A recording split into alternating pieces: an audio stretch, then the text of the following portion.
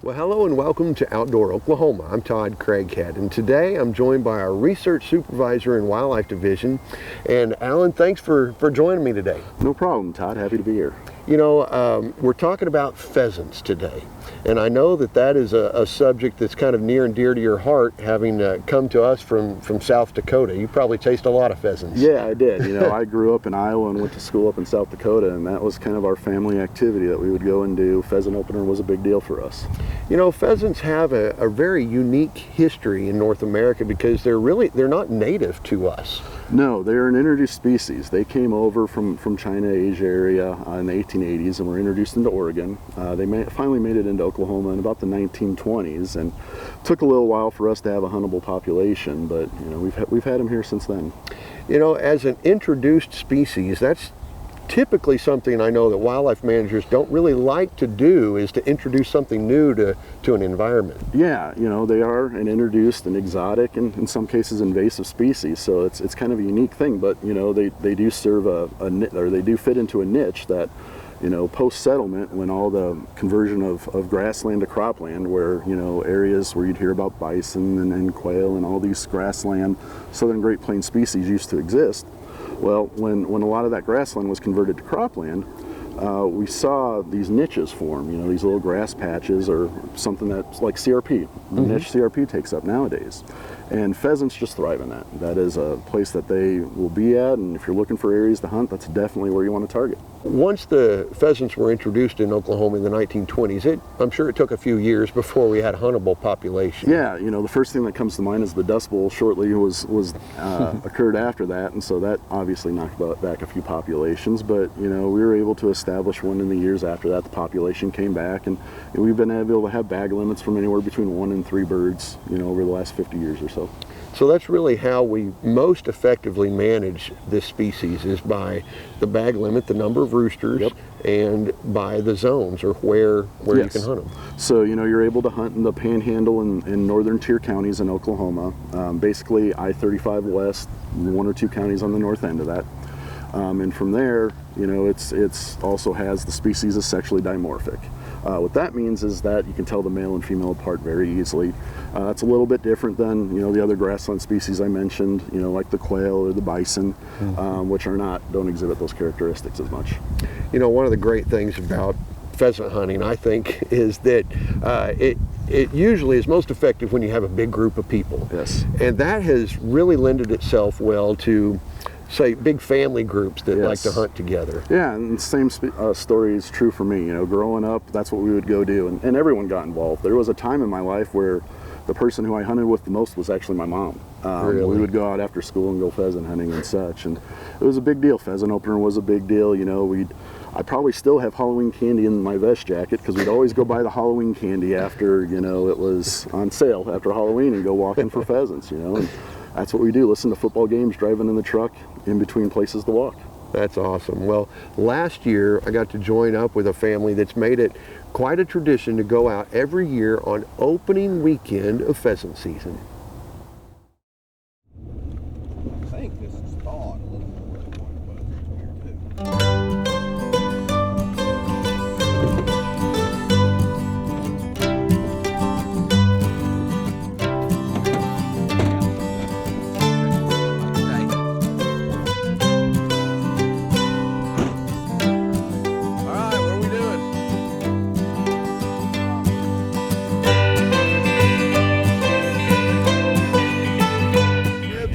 Careful and don't shoot any other hunters. Stay lined up good and let's be extra safe. And Keith, remember to aim. Use that dot on the end of the barrel. On that little tiny gun of yours. Hit something today. I'll try. That's when he doesn't. That's when he misses, when he ain't. The rest of us are gonna line up in a row here. Everybody concentrate on being safe and don't shoot anybody. Make sure you know where everybody's at. Yeah, and y'all be sure to yell if it's a hen so Dad doesn't shoot it.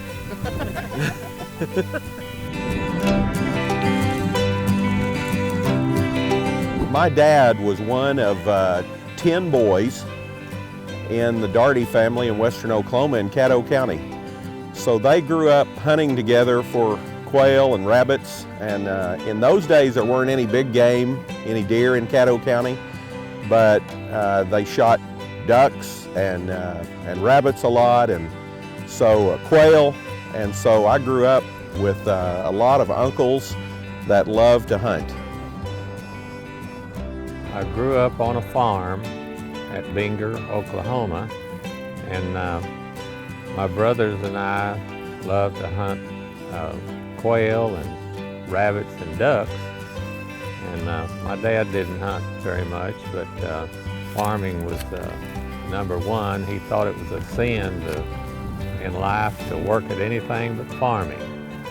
When Lonnie was born, and we were excited, and when he was old enough, well, we were farming peanuts for 1 year at Leon, Oklahoma, and we'd been working hard all summer, and dove season came up, so we went to Gainesville, Texas, and bought a 12-gauge 1100 Remington to hunt doves with. And Lonnie was 13, and we were real excited. But when we got back home, we stopped by my father-in-law's house, my wife's dad, and he was a dyed-in-the-wool farmer too, farmed all the way to the bone. And he said, "You could have bought a calf with what you paid for that gun."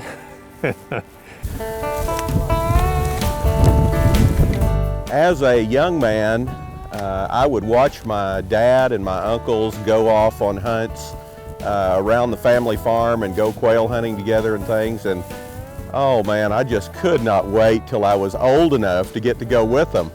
And so as soon as I was old enough to begin to carry a gun and be safe to hunt, my dad let me go with them. And I can remember, you know, being so tired because we would walk and walk, but I was not gonna say anything about being tired because I did not want to be left behind, and I wanted to get to come next time. And as I have grown up, I was fortunate that I had two younger brothers that are about 12 and 14 years younger than me. So I got to start taking them as they got older, and it's just continued with my children, and you know, my boys like to hunt, and it's been just a big part of our lives. And I really don't know how they stay married because they hunt so much, but their wives have been real nice and sweet to them and let them hunt. All right, let's go. Come on, dog. Hunting has always been very special to me, and as a child, I just was eaten up with it, and I don't know why. It's just always been a passion, something I could do with my children, and hopefully someday with my grandsons too, and granddaughters, if I get a granddaughter.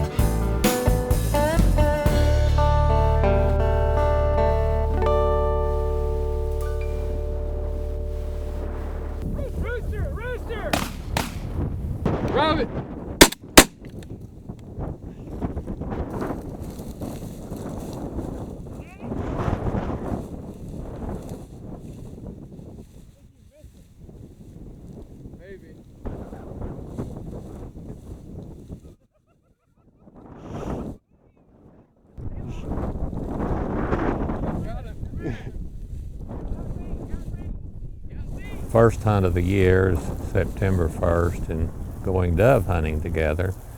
And after the hunt, we used to always go back home, and my wife would fix chocolate gravy for breakfast. It'd be about noon, but we'd all enjoy eating breakfast together. And if we had friends with us, well, we would introduce them to chocolate gravy, and most of them liked it really well, but there was one or two that had never had chocolate gravy, and it was such a strange taste to them that they didn't take to it. But it was always, that first hunt was always a tradition. And then the last hunt of the year was usually the pheasant hunt on the 1st of December. And that was always a tradition to make that last hunt and enjoy it.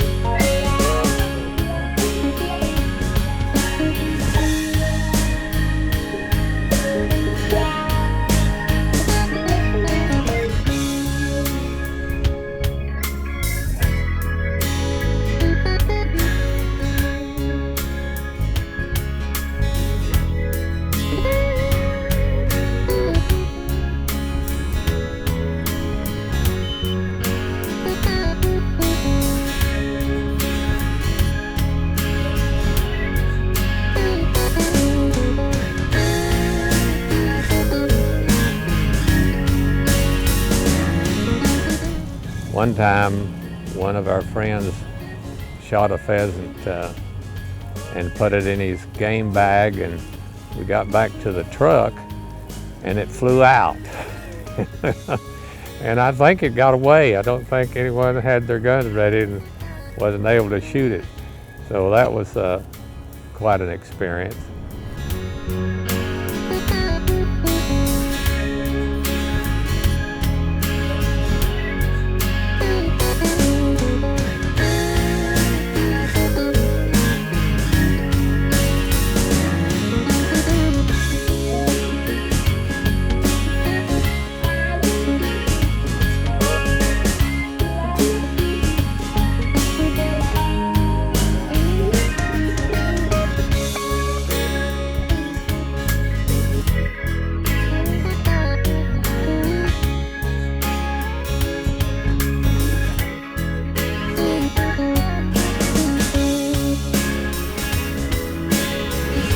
It always makes the father feel good to know that their children love hunting and sports and things like that, and you know, they're out doing good things and they're teaching my grandchildren to hunt, and just hunting makes good citizens out of people, and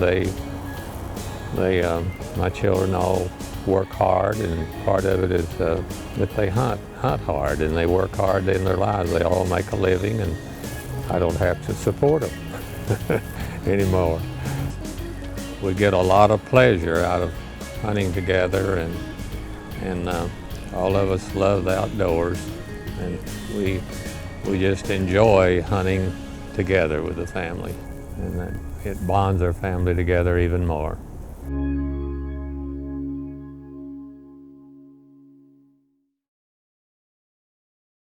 So this year our pheasant numbers have been up considerably. Our crow counts were 61% above the historical average.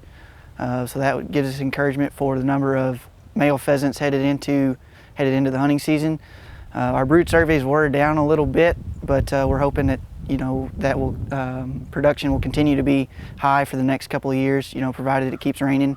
But so far this year our pheasant numbers have been pretty high, so that's encouraging for this hunting season. A rooster's call is what we generally call a crow, and they do that during the breeding season when they're looking for hens for mates, and so that gives us a good idea of the number of roosters that we have heading into breeding season, which is the best estimate we can do for hunting season. Crow counts are 20-mile routes run by ODWC biologists, and every mile they stop and record the number of crows they hear in a 2-minute period, and then we use those surveys to estimate population. Of course, with any population estimate, you're not going to get a complete census, and there can be differences between public and private land and that kind of thing of what hunters will see. But the crow counts are the best we can do for an estimate of the population for that year. It gives us a really good general trend on whether populations are going up or down. Just good for biologists to kind of know what the population is doing that particular year. Coming out of the drought of 2011 through 2012 and part of 2013, we didn't have, obviously drought, you don't have much rain. Coming out of that, our population started going up once the rain started coming back in late 2013. Production started increasing, and it's continued through this year. And as long as it keeps raining, our pheasant populations are going to look pretty good. That goes for quail and any other upland game bird as well. We just need the rain to keep things going well. Timing of year for rainfall for upland game bird production, you need it during the spring. That's going to help with production of insects and that kind of thing for the broods. Sometimes rain can be hurtful if you get a lot of rain right after a hatch, because the chicks cannot thermoregulate themselves, and they can potentially run into temperature issues, and it could cause some problems with brood production. But however, generally rain is good for production. You've got to have it for chick production, for recruitment into the fall hunting population. So surveys for upland game birds, as far as making regulation decisions, are difficult because you can't do it off of 1 year data set. Upland game birds are boom bust species, and so they're going to have natural ups and downs, but you need long-term data sets to make a sound decision on regulations, whether the population is long-term moving up or declining. Alan, you mentioned that pheasant season is limited to those northern tier counties in the north and northwest and in our panhandle. Why don't you find pheasants very much farther south than that? Really the pheasants we have in Oklahoma, it's really kind of a land management practice that determines, where pheasants occur. Pheasants live in those niche areas and are really dependent on having, grain cropland and good quality grassland in close association with the two. And primarily in Oklahoma, that's where those two areas occur. You occasionally hear of a report of a pheasant being seen in like Caddo County or somewhere that's odd. Now, it's not necessarily unheard of to see one, but there's certainly not the huntable populations there. No. I mean, I've seen them. I live in Stillwater. I've seen them just north of town up there, going up to Sooner, and Payne County is not included in that. And it's not unusual to see them, and it's kind of a treat to see them, when you're out there too. I enjoy looking at them. So. Sure. Well, who knew that pheasants were so interesting? So, Alan, we have great pheasant hunting opportunity, but it also kind of seems to be cyclical in a way. You have good years and bad years.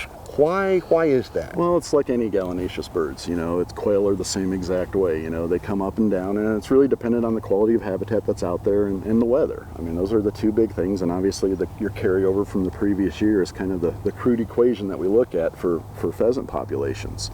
So things like commodity prices and the amount of CRP that's out in the key areas really do help the pheasant. That's great. So as long as Mother Nature cooperates, then we're on an upward trend now. We've had some good years. Yep. So take advantage of them while they're here. I mean, go out and go get the birds. This is the year to do it. And obviously, quail numbers, while not where we thought they'd be, they're still pretty good. I mean, we're hearing good reports. People are moving coveys. So it's definitely a year to get out there and take advantage of it. And just keep training those bird dogs. That's right. When the years aren't that great. That's right. If you can't get out there, at least train them. Well, great. Hey, thanks for joining us today. For all of us at your wildlife department, I'm Todd Craighead, and we'll see you right here next time on Outdoor Oklahoma.